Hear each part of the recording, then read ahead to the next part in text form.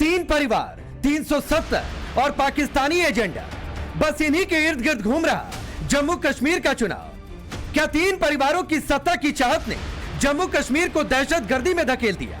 National conference का 370 वापसी का एजेंडा, कांग्रेस की मौन सहमति और उस पर पाकिस्तान के मंत्री का बयान, क्या इससे एक संदेश जा रहा कि 370 वापसी की बात करना पाकिस्तानी एजेंडे को हवा देना है? पहले प्रधानमंत्री मोदी और आज अमित शाह ने फिर से तीन परिवारों की सियासत पर जम्मू कश्मीर से करारा प्रहार किया।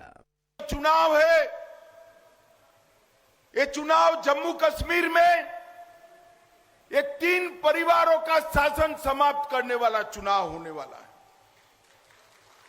अब्दुल्ला परिवार, मुफ्ती परिवार और नेहरू गांधी परिवार। वो इसलिए जरूरी है कि तीनों परिवार ने हमारे यहां जमहूरियत को रोक कर रखा था। मैं आज आपको बताना चाहता हूं, अगर 2014 में नरेंद्र मोदी जी की सरकार न आती, तुम मुझे बताओ पंचायत के चुनाव होते क्या? जरा जोर से बोलो, होते क्या? ब्लॉक के चुनाव होते क्या? जिले के चुनाव होते क्या? आज इस मंच पर ब्लॉक के और जिला पंचायत के चुने हुए सदस्य बैठे हैं, उनको कभी मौका नहीं मिलता। बीजेपी फ्रंट फुट पर है। 370 वापसी के बाद बदले जम्मू कश्मीर की तस्वीर को उसने अपनी ताकत बना लिया है। पाकिस्तान परस्त सियासत पर ताबड़तोड़ हमले बोल रही। धरती भले जम्मू कश्मीर की है, लेकिन बीजेपी संदेश पूरे देश को दे रही। संदेश ये कि सिर्फ बीजेपी ही जम्मू कश्मीर और देश की अखंडता सुनिश्चित कर सकती है। अमित शाह बोल रहे थे तो उनकी बातों में खत्म हुई पत्थरबाजी का आत्मविश्वास था, दम तोड़ते आतंक का एहसास था। 370 के बाद विकास के रास्ते पर दौड़ते जम्मू कश्मीर का संतोष था। लेकिन लगता है ये बातें बड़े अब्दुल्ला को चुभ गई। फारूक अब्दुल्ला कह रहे उन्होंने कभी पाकिस्तान का एजेंडा नहीं चलाया, अलबत्ता उन्होंने बीजेपी को ही पाकिस्तान का एजेंट बता दिया। कभी पाकिस्तान का एजेंडा नहीं चला, अफसोस है इस बात का। पाकिस्तान का एजेंडा तो यही चला रहे हैं जो हम पे आरोप लगाते हैं। क्या करें, जो खुद पाकिस्तान के एजेंट है हमें एजेंट बोल रहे हैं। उनको छोड़ा नहीं, जो पाकिस्तान करते थे वो नहीं छोड़ा। जिनको वेबसाइट चाहिए, जो पाकिस्तान से पैसा लाते उनको नहीं छोड़ा, उनके साथ नहीं खड़े हैं। जम्मू कश्मीर चुनाव में पाकिस्तान के नाम पर तनाव यूं ही नहीं फैला। यूं ही नहीं पीएम मोदी और अमित शाह दोनों अब्दुल्ला गांधी मुफ्ती की तिकड़ी पर पाकिस्तान की छाया वाली सियासत का तोहमत लगा रहे। पहले अब्दुल्ला की पार्टी ने 370 वापसी को एजेंडे में शामिल किया। लाख पूछने पर कांग्रेस ने इस पर स्टैंड क्लियर नहीं किया। और सिर्फ बड़े अब्दुल्ला नहीं, बल्कि जूनियर अब्दुल्ला यानी उमर और महबूबा मुफ्ती भी बीजेपी पर हमलावर है। उमर अब्दुल्ला कह रहे तीन खानदान सुन सुनकर लोग थक गए, बीजेपी कोई नया डायलॉग लाए। वहीं पाकिस्तान वाले राग पर महबूबा मुफ्ती ने भी पलटवार किया। वज़ीर आज़म साहब को अब जम्मू कश्मीर आके कोई नई बात करनी चाहिए। लोग अब ये तीन खानदान सुन के थक गए हैं। कोई तो नया डायलॉग आए, कोई नई बात हो, कोई ऐसी बात जो जम्मू कश्मीर के लिए ठीक रहे। ये तीन खानदान जो है ये हम हर इलेक्शन में सुनते हैं।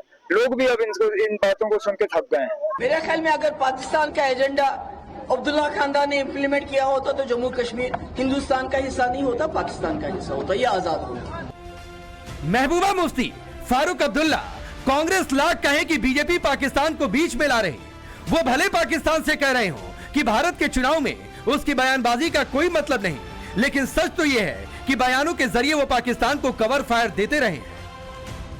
फारूक अब्दुल्ला कह चुके हैं कि हमले रोकने के लिए पाकिस्तान से बात करें।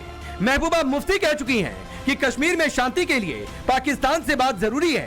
कांग्रेस के सैफुद्दीन सोच कह चुके हैं आतंकियों से भी बात करनी चाहिए। तो फिर अब बचा क्या? अब्दुल्ला और मुफ्ती दोनों प्रतिबंधित जमाते इस्लामी के पक्ष में खुलकर खड़े हैं। छोटे अब्दुल्ला तो संसद पर हमले के दोष में अफजल की फांसी पर अफसोस तक जता चुके हैं। तो सवाल उठता है कि क्या वाकई तीन परिवारों की सियासी चाहत ने ही जम्मू कश्मीर में दहशतगर्दी बढ़ाई? क्या पत्थरबाजी बंद होने और युवाओं की नई सोच ने खानदानी सियासत पर ताला लगा दिया? और सबसे बड़ा सवाल कि इस बार के चुनाव में क्या भगवा सरकार की आहट ने इतनी बौखलाहट भर दी कि चुनाव में जीतने के लिए सब कुछ दांव पर लगाया जा रहा। Bureau report, times now Navbharat.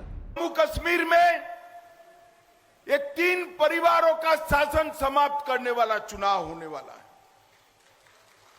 Abdullah परिवार, मुफ्ती परिवार और नेहरू गांधी परिवार। वो इसलिए जरूरी है कि तीनों परिवार ने हमारे यहां जमहूरियत को रोक कर रखा था। मैं आज आपको बताना चाहता हूं, अगर 2014 में नरेंद्र मोदी जी की सरकार न आती, तुम मुझे बताओ पंचायत के चुनाव होते क्या? जरा जोर से बोलो, होते क्या? ब्लॉक के चुनाव होते क्या? जिले के चुनाव होते क्या? आज इस मंच पर ब्लॉक के और जिला पंचायत के चुने हुए सदस्य बैठे हैं, उनको कभी मौका नहीं मिलता। बीजेपी फ्रंट फुट पर है। 370 वापसी के बाद बदले जम्मू कश्मीर की तस्वीर को उसने अपनी ताकत बना लिया है। पाकिस्तान परस्त सियासत पर ताबड़तोड़ हमले बोल रही। धरती भले जम्मू कश्मीर की है, लेकिन बीजेपी संदेश पूरे देश को दे रही। संदेश ये कि सिर्फ बीजेपी ही जम्मू कश्मीर और देश की अखंडता सुनिश्चित कर सकती है। अमित शाह बोल रहे थे तो उनकी बातों में खत्म हुई पत्थरबाजी का आत्मविश्वास था, दम तोड़ते आतंक का एहसास था। 370 के बाद विकास के रास्ते पर दौड़ते जम्मू कश्मीर का संतोष था। लेकिन लगता है ये बातें बड़े अब्दुल्ला को चुभ गई। फारूक अब्दुल्ला कह रहे उन्होंने कभी पाकिस्तान का एजेंडा नहीं चलाया, अलबत्ता उन्होंने बीजेपी को ही पाकिस्तान का एजेंट बता दिया। कभी पाकिस्तान का एजेंडा नहीं चला, अफसोस है इस बात का। पाकिस्तान का एजेंडा तो यही चला रहे हैं जो हम पे आरोप लगाते हैं। क्या करें इनका? जो खुद पाकिस्तान के एजेंट है, हमें एजेंट बोल रहे हैं। उनको छोड़ा नहीं, जो पाकिस्तान करते थे वो नहीं छोड़ा। जिनको वेबसाइट चाहिए, जो पाकिस्तान से पैसा लाते उनको नहीं छोड़ा, उनके साथ नहीं खड़े हैं। जम्मू कश्मीर चुनाव में पाकिस्तान के नाम पर तनाव यूं ही नहीं फैला। यूं ही नहीं, पीएम मोदी और अमित शाह दोनों अब्दुल्ला गांधी मुफ्ती की तिकड़ी पर पाकिस्तान की छाया वाली सियासत का तोहमत लगा रहे। पहले अब्दुल्ला की पार्टी ने 370 वापसी को एजेंडे में शामिल किया। लाख पूछने पर कांग्रेस ने इस पर स्टैंड क्लियर नहीं किया। वाले राग पर महबूबा मुफ्ती ने भी पलटवार किया। वजीर आजम साहब को अब जम्मू कश्मीर आके कोई नई बात करनी चाहिए। लोग अब ये तीन खानदान सुन के थक गए हैं। कोई तो नया डायलॉग आए, कोई नई बात हो, कोई ऐसी बात जो जम्मू कश्मीर के लिए ठीक रहे। ये 3 खानदान जो है ये हम हर इलेक्शन में सुनते हैं।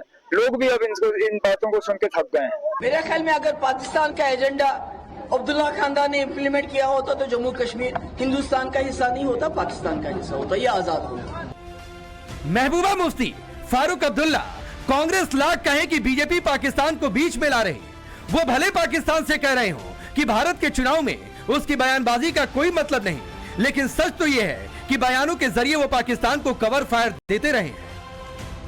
फारूक अब्दुल्ला कह चुके हैं कि हमले रोकने के लिए पाकिस्तान से बात करें।